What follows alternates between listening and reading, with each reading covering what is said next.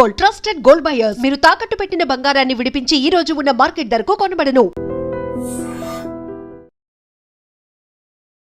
So నేనేమంటా అంటే మనం ఎట్లనైతే బయట దేశాలపై తిరుగుతున్నారో అన్ని దేశాలలో వచ్చి మన దేశం యొక్క గొప్పతనం, మన ఆర్కిటెక్చర్, మన గుళ్ళు అసలుకి ఎట్లుంటాయి, అసలు మన గుళ్ళు, మన వరంగల్ సంబంధించిన రామప్ప కానీ, వేయి స్తంభాల గుడి కానీ, ఈ భద్రకాళి మాత, లైక్ భద్రకాళి మాత చాలా టెంపుల్స్ ఉన్నాయి ఇప్పుడు వరంగల్లో కానీ, ఇప్పుడు హైదరాబాద్లో కానీ, హంపి కానీ, ఇప్పుడు ఆంధ్రప్రదేశ్లో కానీ, మన సంస్కృతి, మన కాకతీయ రాజులే కానీ, మన దేవరాయలు కానీ, ఇలాంటి ఎన్నో అసలు అంతుపట్టని లైక్ ప్లేసెస్ తెలుసా. ఇప్పుడు ఒక్కొక్క పురాతన కట్టడాలు కట్టినవి ఇంతవరకు పగిలిపోలేదు, చాలా స్ట్రాంగ్ ఉన్నాయి.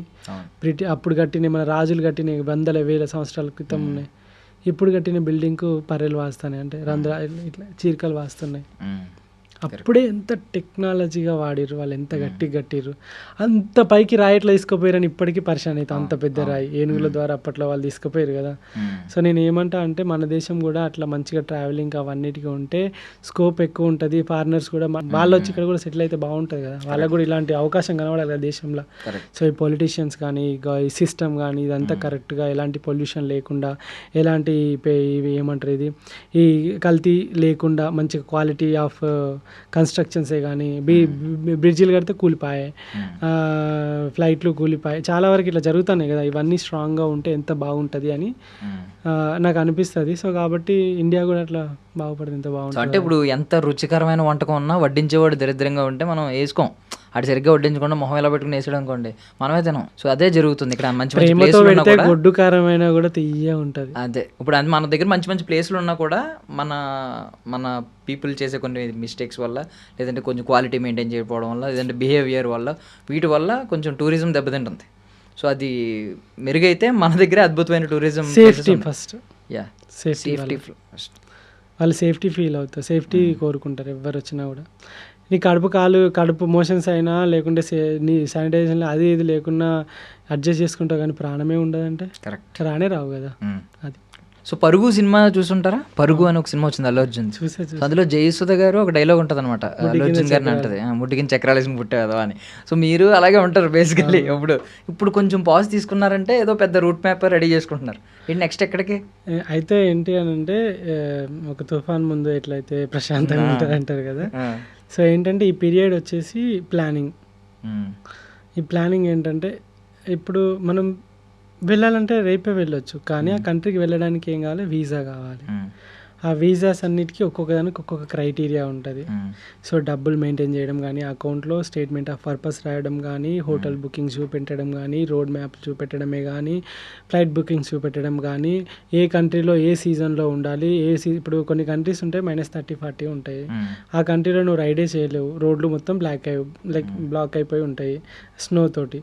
సో కాబట్టి ఏ కంట్రీలో ఏ టైంలో ఉండాలి. ఇప్పుడు ఎడారి గల్ఫ్ కంట్రీస్ ఉన్నాయి, ఎడారిలో ఎండాకాలం చేయలేము అసలుకి. అండ్ ఇంకొకటి, మనకి ఎండాకాలం ఉంటే వాళ్ళకి చలికాలం ఉంటుంది, వాళ్ళకి వానాకాలం ఉంటుంది, వాళ్ళకి వేరే కాలం ఉండొచ్చు. ఇవన్నీ చూసుకొని ఇవన్నిటి కంట్రీలకు వీసాలు వేసుకొని ముందే ఒక ప్లానెడ్ అంటే ఆ కంట్రీ సీజన్స్ అవేమో చూసుకొని ఆ వీసాలని అప్లై చేస్తున్నా. యూరోప్ వీసా వచ్చేసింది, ఈ టర్కీ వీసా వచ్చేసింది, అండ్ మిగతా కంట్రీలో ఆన్లైన్ డైరెక్ట్ ఈ వీసాలే, ఇంటర్నెట్ ఈ వీసా అంటే ఈ వీసా ఈజీగా వచ్చేస్తాయి, అవి ఉన్నాయి. ఇవన్నీ చూసుకోవడానికి కోసం ఈ గ్యాప్ అండ్ రూట్ మ్యాప్లు అవన్నీ చూసుకొని ప్లానింగ్ అండ్ కావాల్సిన సామాన్లు, ఆ కంట్రీలో ఎలాంటి వస్తువులు కావాలి, ఎలాంటివి అయితే సర్వైవ్ అవుతాం, ఆ కంట్రీ రూల్స్ ఏంటివి, ఆ కంట్రీ ఫుడ్ ఏంటిది, అక్కడ మెడిసిన్ ఎట్లుంటుంది, దానికి ఇన్సూరెన్స్లు ఏంటివి, ఇవన్నీ చూసుకొని దీని వెనకాల ఒక యుద్ధమే ఉంటుంది. ఆ యుద్ధం జరుగుతుంది, ఇప్పుడు అయిపోయింది, సెట్ అయిపోయింది. ఓకే, నెక్స్ట్ ఏ దేశం చూడగలుగుతుందో చెప్పొచ్చా, రివీల్ చేయొచ్చా? చెప్పొచ్చు. ఇప్పుడు నెక్స్ట్ వచ్చేసి India to England ride start చేయబోతున్నా. ఇప్పుడు వచ్చే కంట్రీస్ ఏంటి అంటే, ఫస్ట్ ఇండియా నుండి ఫ్రాన్స్కి వెళ్ళిపోతా. ఫ్రాన్స్ నుండి ఈ యూరోవేలో 6 అని చెప్పేసి ఒక రోడ్ ఉంటుంది. ఆ రోడ్డు 7 కంట్రీలో ఏమో దాటుకుంటూ బల్గేరియాకి వస్తుంది. అంటే బ్లాక్ సీ వరకు వస్తుంది అన్నట్టు, నల్ల సముద్రం అని విన్నాగా, బ్లాక్ సీ వరకు వస్తుంది. అక్కడ నుండి మనం టర్కీలోకి ఎంటర్ అయ్యి, టర్కీలో 1 మంత్లో టర్కీ నుండి అర్మేనియాకి పోయి, అర్మేనియా నుండి జార్జియాకి పోయి, జార్జియా నుండి అజర్బైజాన్ పోయి, ఇవన్నీ వచ్చేసి ఇప్పుడు నేను చెప్పిన కంట్రీస్ గల్ఫ్ కంట్రీస్ అంటారు. So Middle East Asian countries, ఏషియాలో ఇవి కవర్ చేయలే కదా అవి. తర్వాత Dubai, Qatar, Oman, Saudi Arabia ఉంటే ఆ దారిలో అవి కంప్లీట్ అవి చూసుకొని తర్వాత మళ్ళీ ఫ్రాన్స్కి వెళ్ళి, ఫ్రాన్స్ నుండి నుండి మళ్ళీ ఇంకా మొత్తం 28 కంట్రీస్ సంథింగ్ ఉన్నాయి. ఈ 28 కంట్రీస్ ఏవో అవన్నీ కొన్ని యాడ్ అయినట్టున్నారు 2. సో ఆ 28 కంట్రీస్లో ఉన్న కంట్రీస్ అన్నీ మెల్లమెల్లగా రౌండ్ అప్ చేసుకొని కవర్ చేసుకొని అప్పుడు ఇంగ్లాండ్కి రీచ్ అయ్యి ఇంగ్లాండ్లో కొన్ని రోజులు రైడ్ చేసి తర్వాత మళ్ళీ ఇండియాకి రావాలి. ఇది ఇండియా టు ఇంగ్లాండ్ రైడ్ అన్నట్టు. Europe and middle east Asia cover అవుతుంది ఈ రైడ్లో. అరౌండ్ 35 దేశాల పైన ఉండొచ్చు అనుకుంటున్నా నేను.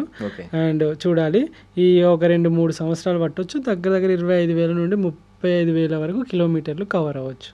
సో సైకిల్ ఎలా తీసుకెళ్తారు మీరు వేరే దేశం? సైకిల్ ఒకవేళ కంపల్సరీ ఫ్లై అవ్వాల్సి వచ్చినప్పుడు ఒక బాక్స్లో కార్డ్బోర్డ్లో మంచిగా మొత్తం అసెంబుల్ చేసి మంచిగా కరెక్ట్గా ఫిట్ చేసి ఆ వెయిట్ అవన్నీ చూసుకొని చెక్ఇన్లో మనతో పాటు చెక్ఇన్లో వేసుకొని మనతో పాటు స్పోర్ట్స్ ఐటమ్స్ కిందకి వస్తుంది. కొంతమంది ఈ కొన్ని బోట్స్ వేసుకొని వస్తారు ఫారినర్స్. సో కయాకింగ్ బోట్స్ కానీ అలాంటివి స్పోర్ట్స్ సంబంధించిన ఎట్లయితే మన అథ్లెట్స్ పోతారు కదా, అట్లా ఒక స్పెషల్ కేటగిరీ ఉంటుంది. ఆ స్పోర్ట్స్ దానిలో ఈ సైకిల్ని ఇంక్లూడ్ చేసుకొని మన ఇప్పుడు నా టికెట్ ఒక 40,000 అయిందంటే సైకిల్ కూడా 25,000 30,000 అవుతుంది.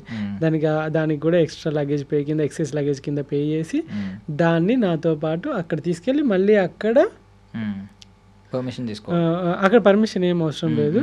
సో అక్కడ మొత్తం అప్పుడు మొత్తం మళ్ళీ ఫిట్ చేసుకొని అక్కడ రైడ్ స్టార్ట్ చేసినంటే ఇక మళ్ళీ సైకిల్ ఇక ఫ్లైట్ ఎక్కాల్సిన అవసరం లేదు. Nice nice. సో ఇప్పుడు బ్యాక్ ప్యాక్ ఉంటుంది. ఈ బ్యాక్ ప్యాక్లో ఏముంటాయి అసలు? అప్పుడు సర్వైవల్ కిట్ ఒకటి ఉంటుంది కదా, ఒక్కొక్కసారి ఏది ఎదురైనా మనం బేసిక్గా సర్వైవ్ అవ్వాలంటే కొన్ని ఉంటాయి. ఫస్ట్ నా బ్యాక్ ప్యాక్లో ఒక షార్ప్ నైఫ్ ఉంటుంది, వుడ్ అయినా కట్ చేసేంత నైఫ్ ఉంటుంది టు సర్వైవ్ అన్నట్టు అది. సో యానిమల్స్ కానీ ఏమన్నా వస్తే ఒకవేళ నేనే చచ్చిపోయే సిచ్యువేషన్ వచ్చినప్పుడు వాటి చంపేయడం, ఇంకా అంతకన్నా ఈవెన్ మనుషులైనా అంతే తప్పదు. ఇంకా అదొకటి ఉంటుంది. అండ్ తర్వాత కెమెరాస్ అన్నీ ఇక్కడ బ్యాక్ ప్యాక్లలోనే ఉంటాయి, ముందట అవైలబుల్లో ఉంటాయి. టక్కున వీడియోస్ తీసుకోవడానికి, లేకుంటే ఛార్జింగ్ పవర్ బ్యాంకులు ఉంటాయి, పాస్పోర్ట్ ఉంటుంది, పర్స్ ఉంటుంది, క్యాష్ ఉంటుంది, ఎమర్జెన్సీగా వాటర్ ఉంటాయి, అందులో ఫుడ్ ఉంటుంది, torch lights, food like food ఏమైనా లైక్ ఏమంటారు చిన్నగా ఇన్స్టంట్ ఎనర్జీ ఇచ్చే ఏమైనా ఫుడ్ లాంటిది ఏమైనా ఉంటే అది ఉంటుంది. ఇవే ఉంటాయి బ్యాక్ ప్యాక్లో. ఇంతవరకు అయితే ఫస్ట్ ఎయిడ్ కిట్ ఎప్పుడు క్యారీ చేయలేదు, అలాంటి అవసరం ఏం పడలేదు. మెడిసిన్ కూడా ఇంతవరకు ఎప్పుడు క్యారీ చేయలేదు, అలాంటి అవసరం అయితే ఏం పడలేదు. సూపర్, అదృష్టం చాలా. ఐ మీన్ మీకు అయినా ఒక నమ్మకం ఉంది, ఎవడొకడు ఉంటాడు అక్కడ ఆదుకోవడానికి కూడా, ఎవడొకడు వస్తాడు ఏం జరిగినా అని చెప్పి. రెగ్యులర్గా మనము సైక్లింగ్లో ఉంటాం కాబట్టి మన ఇమ్యూనిటీ చాలా స్ట్రాంగ్గా ఉంటుంది. ఇన్ని వెదర్లకు తట్టుకున్నాం కదా, కొత్త వెదర్ ఏముండదు, ఇక అన్నీ అలవాటు అయిపోయినాయి. ఏదైనా ఒక ప్రత్యేకమైన థింగ్ ఏదైనా ఉంటుంది మీ బ్యాక్ ప్యాక్లో, అది ఎవరి దగ్గర ఉండదు, ఏదైనా కొన్ని సెంటిమెంట్ కింద క్యారీ చేయొచ్చు అట్లా అంటారా? వినాయకుడు ఉంటాడు.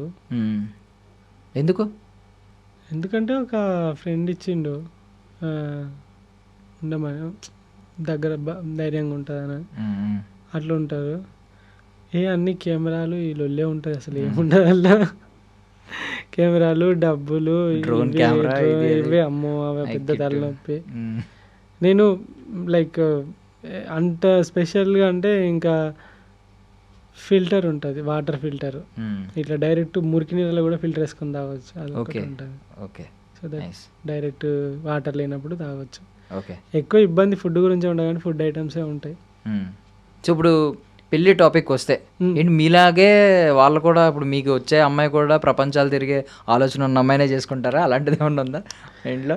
అట్లేం లేదు బ్రో, చూడాలి. ఇక అట్లనే ఏం కాదు, మనలాంటి వాళ్ళని చేసుకోవద్దు బ్రో. ఎందుకు? అప్పుడు ఇంట్లో ఎవరు ఉంటారు? సో ఎప్పుడైతే మనకి ఆపోజిట్ ఫ్యాషన్ ఉన్న వాళ్ళని చేసుకున్నాం అనుకో, రెండు సెట్ అయితే అట్లయితే మంచిగా ఇంట్లో ఫ్యామిలీ అంతా చూసుకుంటా. నువ్వు తిరిగా నేను తిరిగా నాకే దిక్కులేదు, నీకెడికెళ్ళి పెట్టాలి అన్నట్టు ఉంటుంది అన్నట్టు. సూపర్. సో అన్నారు కదా, ఇది ఇప్పుడు ఇది ఒక జర్నీ, యాక్చువల్లీ ఇది ఒక వాల్యూమ్ 1. సో ఇప్పుడు ఎలాగో ఇప్పుడు కూడా మన ఇంటర్వ్యూకి 3 డాట్లు పెడుతున్నాం. మళ్ళీ మీరు నెక్స్ట్ అంటున్నారు కదా ఇండియా టు ఇంగ్లాండ్, సో అది అయిపోయిన తర్వాత మళ్ళీ మీరు రావాలి, మాతో మళ్ళీ టైం స్పెండ్ చేయాలి. ఆ డాట్లు ఎలా కంటిన్యూ అవుతూ ఉంటుంది, మన జర్నీ కూడా, మన ఇంటర్వ్యూ జర్నీ కూడా కంటిన్యూ అవ్వాలని మనస్ఫూర్తిగా కోరుకుంటున్నాను. I wish you all success brother. Thank you very much. Thank you so much for your valuable time. Thank you. That's all for now. This is Darshan signing off.